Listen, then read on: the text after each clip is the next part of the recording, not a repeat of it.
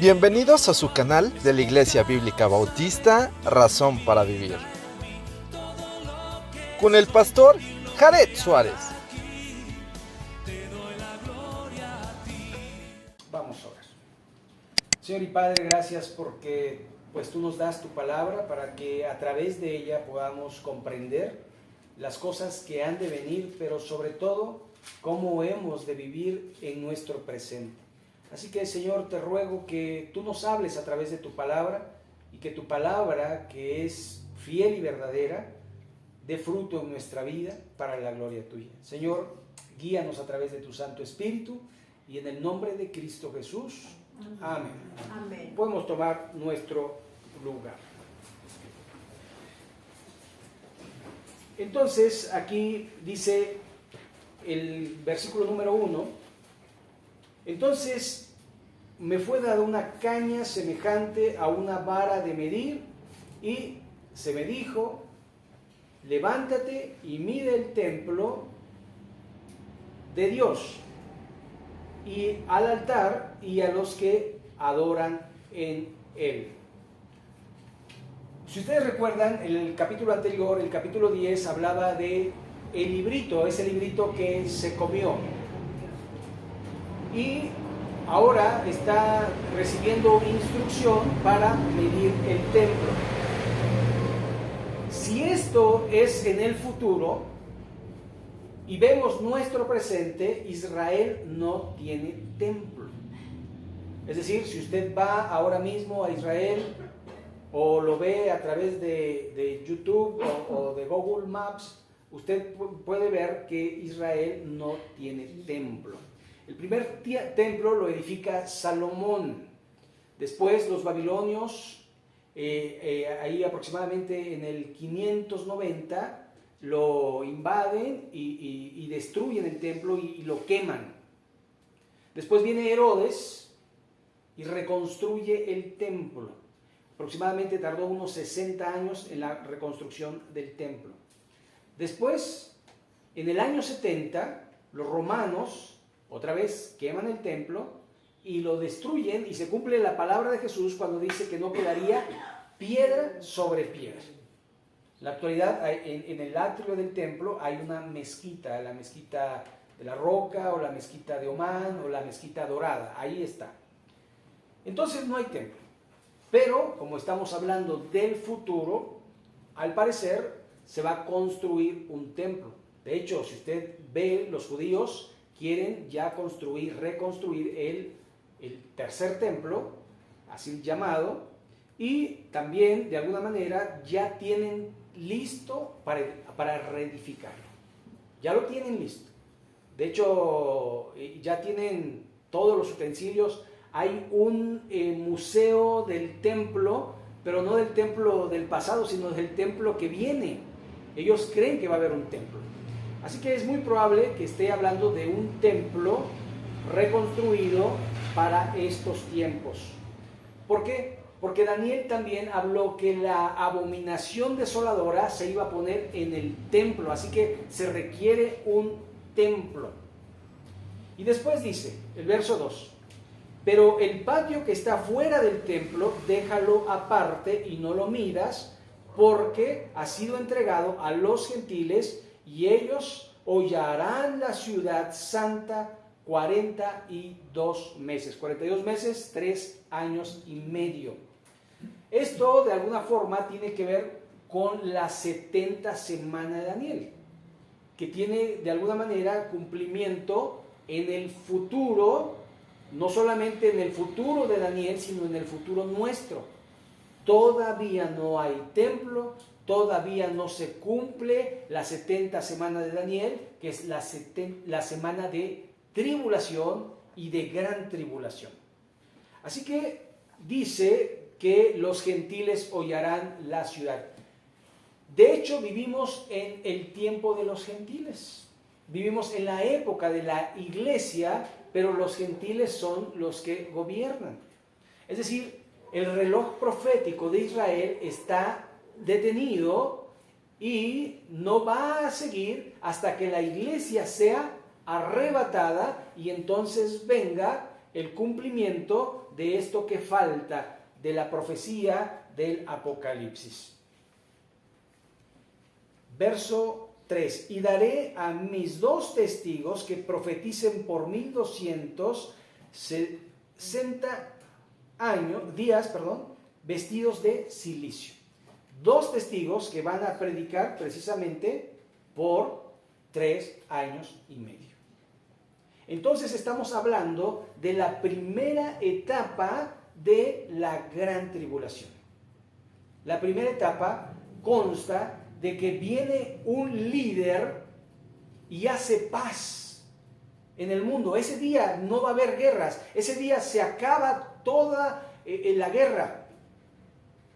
Pero dice la Escritura, el apóstol Pablo, cuando digan paz y seguridad, entonces vendrá destrucción repentina como la mujer que da a luz. O sea, de una manera inminente. Ahora, nosotros ahora no entendemos mucho lo del dar a luz porque, en primer lugar, ya no hay casi los partos naturales. Ahora ya está todo programado, ¿verdad? Ya tal día vas a nacer, ¿no? Casi. Pero cuando hay trabajo de parto, es algo complicado para los doctores. Porque ahí va el doctor a las 4 de la mañana, no, todavía no. Y todavía no, y de repente, ¡pum! Entonces, algo así va a suceder. Y es algo que nosotros experimentamos en el día a día. Pensamos, como están los tiempos, ya viene el Señor pronto. Decimos, ya viene el Señor pronto. Pero de repente vemos otros cambios y decimos, híjole, creo que no. Pero el detalle es que nadie sabe el día ni la hora cuando vendrá el Señor. Por lo tanto, de alguna manera, no podemos decir, me voy a portar bien cuando ya esté mi papá presente. Sino me voy a portar bien aunque mi papá no esté presente. Aunque la autoridad no está presente. ¿Sabe? Es esa tentación de que cuando no está la policía y tengo prisa y me puedo pasar el alto. Y uno dice, bueno, yo tengo que respetar las leyes. Y a veces uno dice, pero, no pasa nada. Y uno tiene que acostumbrarse a respetar las leyes, porque si no las respeta, está cometiendo una transgresión, aunque no lo vean. Ustedes ya no me multaron, nadie vio nada. Pero si nos acostumbramos a que nadie nos ve, y por eso tenemos el derecho de hacer las cosas, ¿qué será en nuestra vida cotidiana en cuanto al pecado? Nadie me ve. No, estamos equivocados. Dios nos ve. Dios nos ve y de alguna manera tenemos que temer a la presencia de Dios, porque si la gente no nos ve, Él nos está viendo constantemente. Verso 4, estos testigos son los 2 olivos y los 2 candeleros que están en pie delante de Dios de la tierra. Y aquí entra un gran debate, ¿quiénes son los 2 testigos? Y por las características que da después, muchos llegan a decir que son, primero, Moisés y Elías. Moisés y Elías. ¿Por qué? Porque dice el verso 6, estos tienen poder para cerrar el cielo a fin de que no llueva en los días de su profecía. 3 años y medio no va a llover. ¿Se imagina lo que va a hacer eso en la tierra? 3 años y medio sin lluvia. ¿Sabe? Ya lo experimentó Israel precisamente con Elías. Y no llovió durante ese periodo de tiempo. Y cuando oró Elías, la lluvia volvió. Entonces, por esa razón, se piensa que es Elías. Esto usted lo puede ver allí en la segunda carta de Reyes. Ahí lo puede leer acerca de Elías y cómo no llovió. Pero también dice, y tienen poder sobre las aguas para convertirlas en sangre y para herir la tierra con toda plaga, cuantas veces quieran. Y inmediatamente recordamos a quién, a Moisés, que él convirtió las aguas del Nilo en sangre. Entonces, muchos piensan que son los 2 testigos, Elías y Moisés. también en la transfiguración del Señor Jesucristo, ¿quiénes estaban? Elías y Moisés. Entonces dicen, es Elías y Moisés. Pero a alguien también se le ocurrió decir, ¿y por qué no Enoc y Elías? ¿Saben que Elías no murió? Ahí también lo puede ver en la segunda carta de Reyes, que dice en la Escritura que fue llevado en una carroza de fuego al cielo. Y Eliseo lo vio, y por eso Eliseo de alguna manera llevó su ministerio e hizo prácticamente lo que Elías hizo: multiplicar los panes, resucitar a un muerto, etcétera, etcétera. Así que muchos piensan que es Enoc porque Enoc no murió. Si ustedes ven el capítulo 5, donde está la genealogía de Adán, en el Génesis capítulo 5, allí cuando llega Enoc dice, y Enoc se lo llevó Dios. O sea, tuvo hijos e hijas, y después dice que fue transpuesto, se lo llevó el Señor, porque el Señor se lo llevó. O sea, no murió. Entonces muchos piensan que tanto Elías y Enoc van a regresar a la tierra para morir. Que bueno, no necesitan morir para estar en el cielo, porque ya están en el cielo. Así que puede ser que sean Elías y Moisés, o puede ser que sean Enoc y Elías, o puede ser que sean otros siervos de Dios. Porque muchas veces le damos al hombre el poder, cuando el poder viene de Dios. Moisés hizo los milagros que hizo, ¿por qué? Porque Dios le dio ese poder. Elías hizo lo que hizo, ¿por qué? Porque Dios le dio ese poder. Así que sea Elías, sea Moisés, sea otro, Dios es el que tiene el poder para poder hacerlo y lo hará. Entonces, por esa razón, la gloria es para Dios. La gloria es para Dios. Y siempre debemos apuntar, porque muchas veces la gente dice, ay, Moisés, era lo que hacían los judíos, Moisés, es nuestro líder, nuestro libertador. No, es Dios a través de Moisés. Gracias a Dios, envió a un líder para liberarnos, pero siempre es a Dios sea la gloria. Por eso los profetas decían, no a nosotros, oh Dios, la gloria, sino a tu nombre. Entonces debemos de verlo de esa manera. Verso 7. Verso 5. Si alguno quiere dañarlos, sale fuego de la boca de ellos y devora a sus enemigos.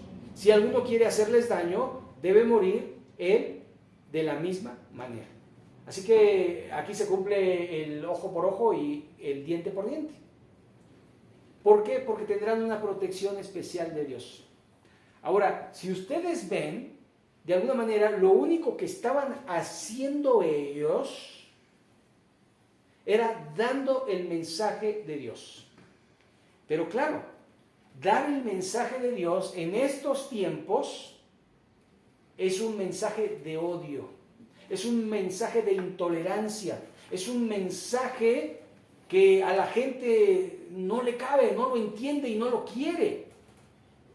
¿Sabe? Porque si nosotros decimos lo que Dios dice, Dios no tolera el adulterio. ¿Pero qué quiere la gente? Ya hasta lo despenalizaron. Dios no tolera la homosexualidad. ¿Pero qué quiere la gente?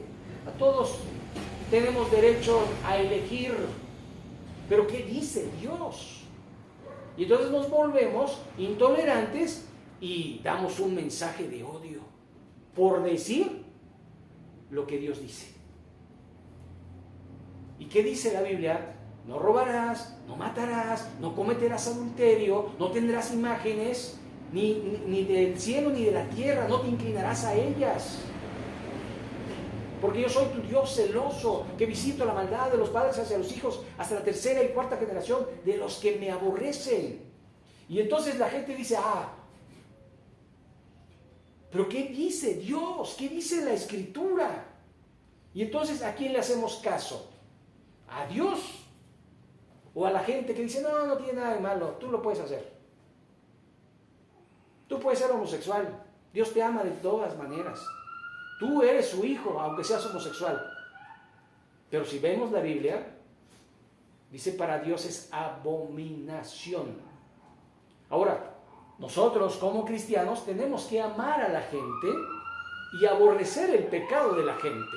No quiere decir que nos volvamos homofóbicos.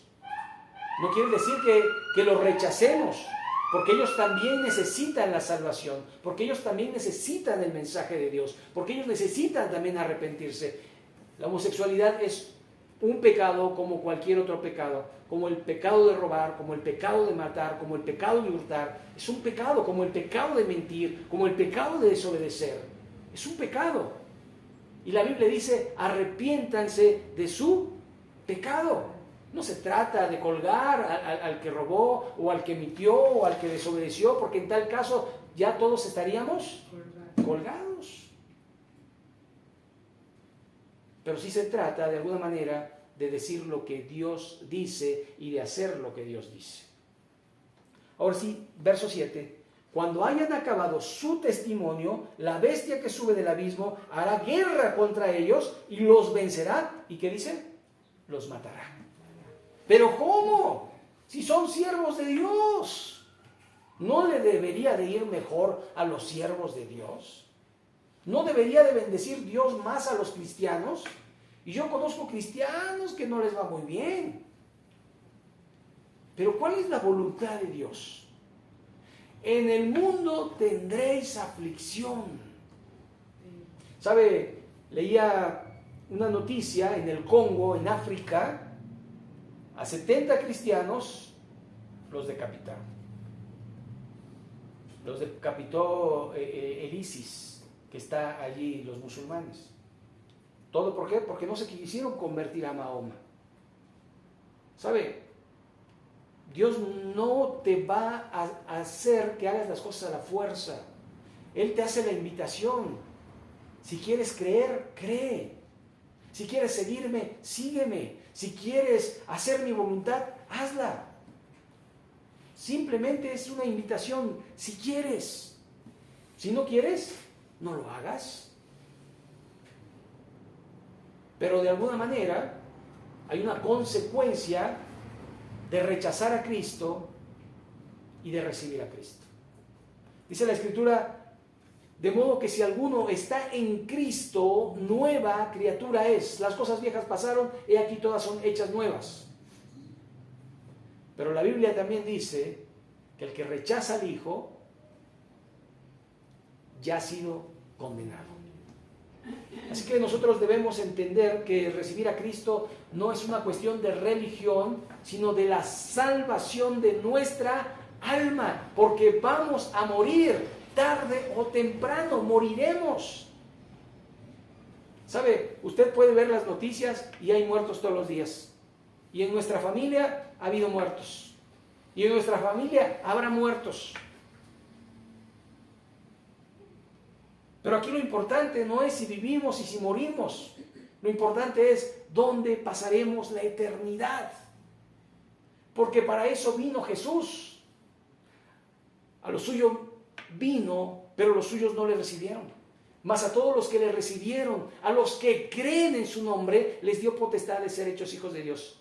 Y si hijos, también herederos y coherederos con Cristo, si es que padecemos juntamente con Él. Así que debemos de pensar que no porque son siervos de Dios se van a salvar del sufrimiento. Aquí vemos a estos dos testigos que hacían la voluntad de Dios y que la gente los mató. Y dice el verso 8, y sus cadáveres estarán en la plaza de la grande ciudad, que en sentido espiritual se llama Sodoma y Egipto, donde nuestro Señor fue crucificado. Y uno dice, ¿cómo? Sodoma y Egipto, en Egipto no fue crucificado el Señor. Entonces, Sodoma y Egipto refiere a Jerusalén. ¿Por qué? Porque en Jerusalén se practicarán los pecados de Sodoma y vivirán esclavizados como en Egipto. Y eso está pasando en el mundo El mundo se está convirtiendo en Sodoma y está siendo esclavizado por el pecado. Porque dice Jesús que el que practica el pecado, esclavo es del pecado. Y ahí es donde surge, si el Hijo os libertare, serán verdaderamente libres. Y conoceréis la verdad, y la verdad os hará libres, ahí en Juan 8. Así que no es una cuestión de Jerusalén solamente, sino del mundo, pero específicamente donde fue crucificado fue en Jerusalén. Verso 9. Y de los pueblos, tribus, lenguas y naciones verán sus cadáveres por 3 días y medio y no permitirán que sean sepultados. Así que ya me imagino allí en las cámaras de televisión, los helicópteros apuntando hacia los cuerpos de los 2 testigos durante 3 días y medio. Y no los sepultarán. ¿Sabe? No solamente se gozarán de verlos muertos, sino que dice el verso 10, y los moradores de la tierra se regocijarán sobre ellos y se alegrarán y se enviarán regalos unos a otros, porque estos 2 profetas habían atormentado a los moradores de la tierra. Alguien le llamó a esto la Navidad diabólica. ¿Vale? La Navidad es cuando te regalan y tú regalas, ¿no? Qué curioso, ¿no? Que estemos tan deshumanizados que ya nos alegremos de que la gente muera. Ya se nos hizo muy común que la gente muera. Y es que estamos siendo bombardeados día a día, decapitados, baleados, encontraron en la zanja, etcétera, etcétera. Y ya es un muerto más. Ay, no, pero golpearon a un perrito. Ay, eso sí da dolor. Eso sí da rabia. Pero que muera gente. ¿Sabe? Estamos siendo deshumanizados. Y aquí la gente lo demuestra porque al morir estos hombres se intercambian regalos. Ahora, otra cosa que podemos notar acá es que dice el verso 10, la última parte, porque estos 2 profetas habían atormentado a los moradores de la tierra. ¿Sabe cómo los atormentaban? Predicando la palabra. Mucha gente se atormenta por oír la palabra de Dios. No quieren escuchar la palabra de Dios. Quieren escuchar cosas bonitas. Que no les hablen de pecado, que no les hablen de consecuencia, que no les hablen de cosas que de alguna manera ellos tienen que cambiar, que les hablen puras cosas buenas. Y en las iglesias han caído en la trampa que ahora tú todo lo puedes. Dios te ama tanto, que quiere lo mejor para ti, te quiere bendecir a ti y a tu familia, y pura bendición y bendición y bendición. Sí, pero ¿qué dice la Biblia? Mira que te mando que te esfuerces y seas valiente. ¿Para qué? Para que nunca se aparte de tu boca este libro de la ley y medites en él de día y de noche. Porque entonces harás prosperar tu camino y todo te saldrá bien. Y ahí es cuando dice, mira que te esfuerces y que seas valiente para cumplir todas las palabras que están escritas en este libro. Por ejemplo, el Salmo 1, bienaventurado el varón que no anduvo en consejo de malos, ni en camino de pecadores, ni en silla de escarnecedores se ha sentado, sino que en la ley de Jehová medita de día y de noche. Y entonces dice consecuencia. Será como árbol plantado junto a corrientes de aguas, que dan su fruto a su tiempo y su hoja no cae, y todo lo que hace prosperará. Nosotros queremos recibir primero los frutos y después queremos ver el árbol. Pero no es así. Para cosechar tienes que sembrar primero. Claro, estamos acostumbrados a ir al supermercado y comprar la fruta. no entendemos el proceso de siembra y cosecha. Pero la Biblia dice, todo lo que el hombre sembrare, eso también segará. Y entonces sembramos cosas buenas o sembramos cosas malas. Y también tendremos pues la cosecha de lo que hayamos sembrado. Después, perdón, me salté. Después de 3 días y medio, entró en ellos, el verso 11, el Espíritu de vida enviado por Dios, y se levantaron sobre sus pies, y cayó gran temor sobre los que lo vieron. Así que imagínense, después 3 días y medio, estos pasaron a Jesús, porque Jesús murió al mediodía del viernes, estuvo todo el sábado, y el domingo en la mañana había resucitado. No, estos 3 días y medio. O sea, estuvieron más tiempo muertos que el mismo Jesucristo. Y resucitaron. Pero además de todo, recuerden que están siendo monitoreados. Los está viendo todo el mundo, porque se gozaban de ver los muertos. Y oyeron una gran voz del cielo que les decía, subid acá, y subieron al cielo en una nube, y sus enemigos los vieron. ¿Sabe? Si usted recuerda, cuando Jesús ascendió al cielo, también igual de esta manera ascendió en una nube. Ahora, no subió en una nave espacial, ¿verdad? No agarraron y en un tubo, ¿verdad? Lo succionaron. No, sino que dice que subieron. Así que de la misma manera que Jesús lo hizo en el pasado, estos lo harán en el futuro. Y en aquella hora hubo un gran terremoto, y la 10ª parte de la ciudad se derrumbó, y por el terremoto murieron en número de 7,000 hombres, y los demás se aterrorizaron y dieron gloria al Dios del cielo. Ahora, esto no quiere decir que se arrepintieron. Hubo un gran terremoto, Jerusalén, una 10ª parte se derrumbó, o sea, realmente no fue mucho, pero murieron 7,000. Y entonces se atemorizaron. ¿Por qué? Porque vieron a estos resucitar, y luego un terremoto, y luego mueren 7,000, y los que sobreviven dicen, gloria a Dios. Pero esto es muy común. La gente, cuando está viviendo una circunstancia difícil, busca a Dios. Cuando hay un terremoto, la gente, ¿qué busca? ¿La salida? No. Lo primero que dice es, Dios mío, porque teme por su vida. Pero después del terremoto, sigue su vida igual que antes.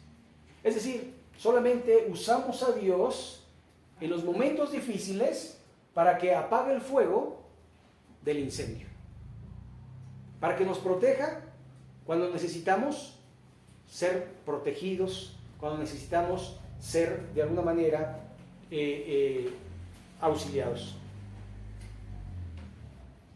Y sigue diciendo el texto, el verso 14, el segundo ay pasó, he aquí el tercer ay viene. Esto es en la 6ª trompeta, como de alguna manera están sucediendo estas cosas.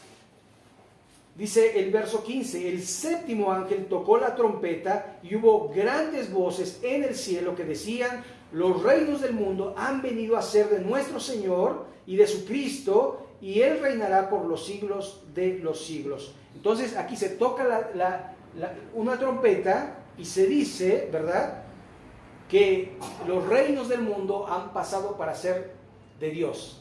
¿Qué quiere decir esto? ¿Que no eran de Dios? ¿Sabe?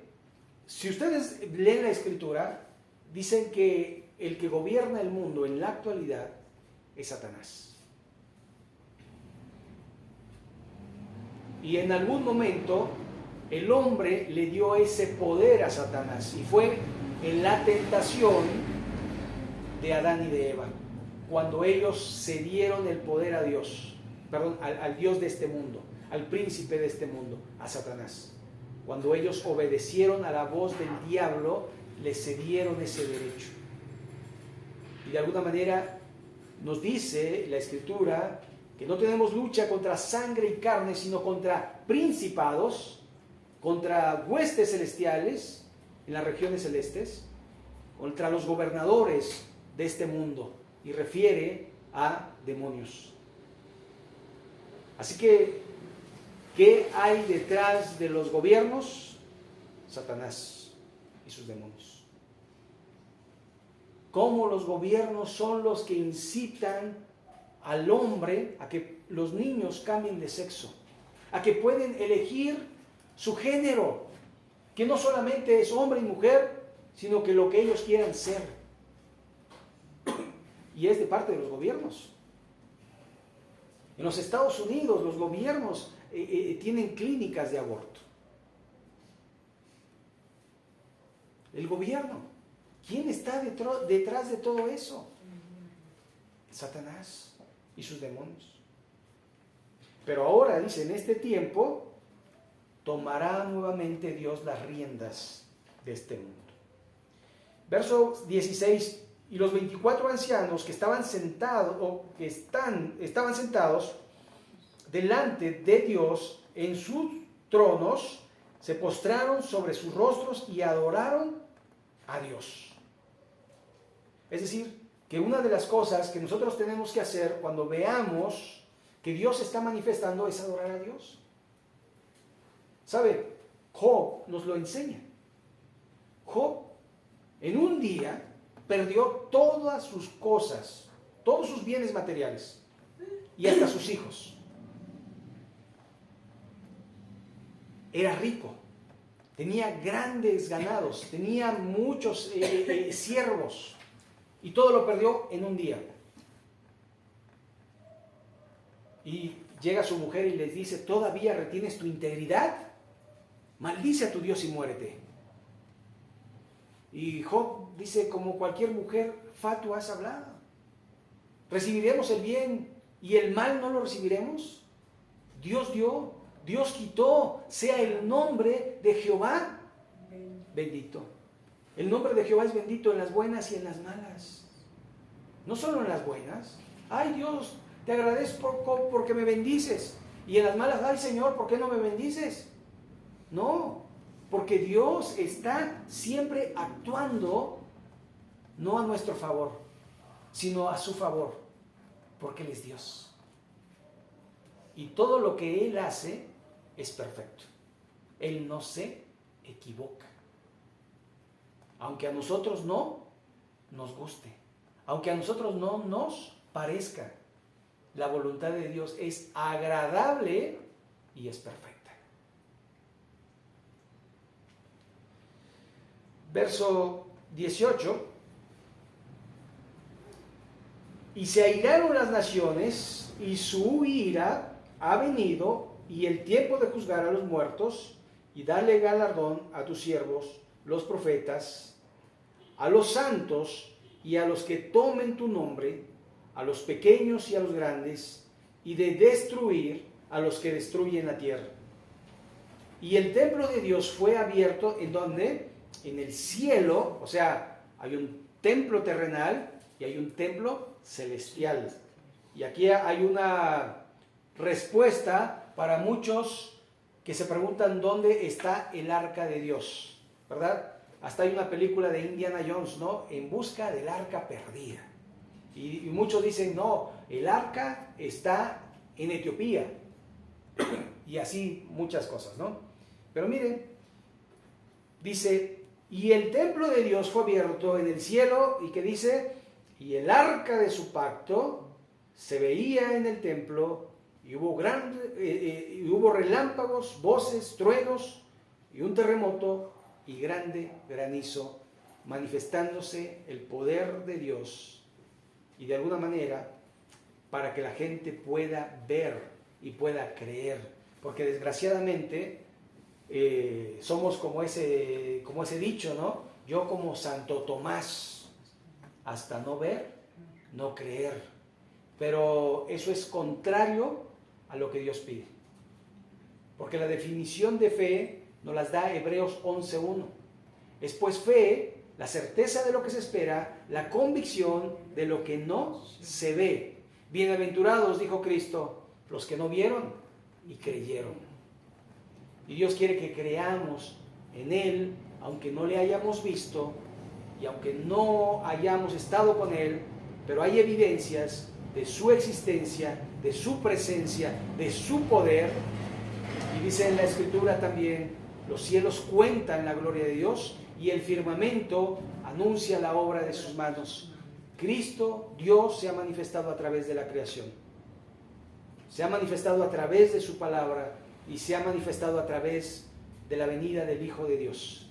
Y un día vino y murió, pero resucitó y está sentado a la diestra de Dios.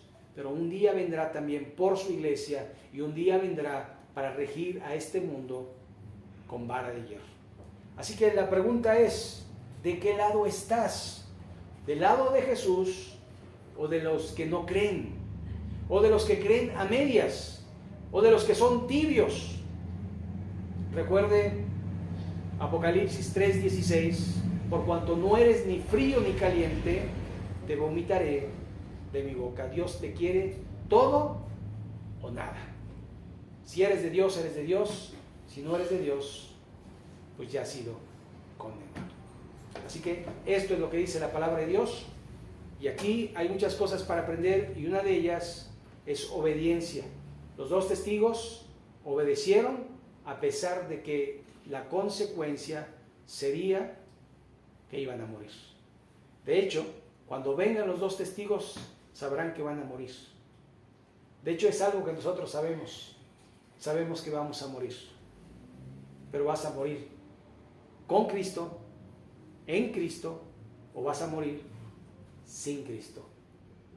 Y eso lo decidimos cada uno de nosotros. Vamos a orar para terminar. Les invito a ponernos en pie. Vamos a poner nuestras vidas, nuestra semana en sus manos, esperando su guía, su dirección, y que podamos ser sabios en nuestra manera de vivir. Señor y Padre nuestro, gracias porque tu palabra está allí y es útil y es inspirada y es como una espada de dos filos que penetra hasta partir el alma, las coyunturas y lo más íntimo de nuestro ser. Ayúdanos, Señor, a ponerla en obra, a creerla y a vivirla. Ayúdanos a ser siervos de verdad, siervos que verdaderamente te sirven en el día a día haciendo tu voluntad. Señor, ayúdanos a crecer en tu gracia, en tu conocimiento. Ayúdanos en nuestras situaciones de vida, en nuestras circunstancias. Síguenos acompañando y síguenos ayudando. Danos sabiduría, Señor, para hacer tu voluntad. Te ruego, Señor, que bendigas a todas las personas, a mis hermanos aquí presentes, que tú hagas tu obra en cada uno de nosotros y que nosotros glorifiquemos tu nombre, pero no solo para librarnos del mal presente, sino de una manera permanente, glorificarte hasta el fin de nuestros días. Gracias, Señor, por tu palabra y en el nombre de Cristo Jesús. Amén.